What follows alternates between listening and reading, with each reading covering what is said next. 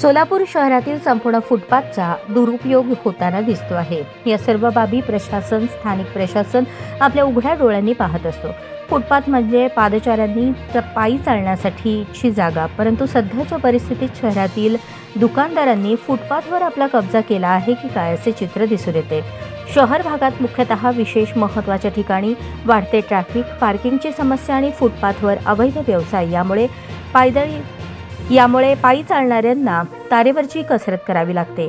याचा परिणाम दुर्घटनेत होतो। फुटपाथवरून चालू शकत नाही कारण तिथे दुकाने, हातगाड्या लागलेल्या असतात। वाढत्या ट्रॅफिकमुळे रस्त्यावर मोठी गर्दी असते। या सर्व अडचणीत पायी चालणारे अबाल, वृद्ध, विद्यार्थी आणि सर्वसामान्य अडकतात। अशा परिस्थितीत सर्वांनाच घरी जाण्याची घाई असते। अनेकदा पायी चालणाऱ्यांना मागून एखादे वाहन धडकते आणि दुर्घटना करून वाहन निघून जाते। यात दोषी कोण? पायी चालणारे की वाहन चालवणारे? यात मुख्य दोषी म्हणजे स्थानिक प्रशासन, कारण फुटपाथचा योग्य आणि सटीक उपयोग जर झाला तर फुटपाथ पायी चालणाऱ्यांसाठी मोकळी केली तर 95% दुर्घटना या आपोआप थांबतील। त्यामुळे वेळेवरती कारवाई न झाल्यास अतिक्रमणधारकांचे आणखी धाडस वाढवून शहरभर अतिक्रमणाचे जाळे पसरणार असल्याचे चित्र सध्या दिसत आहे।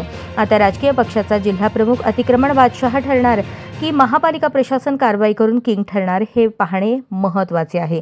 अशा राजकीय अतिक्रमणांमुळे महापालिका प्रशासन तथा संबंधित विभागाला अशा सर्व गोष्टी आता आव्हानात्मकच ठरणार आहेत, हे देखील तेवढेच खरे।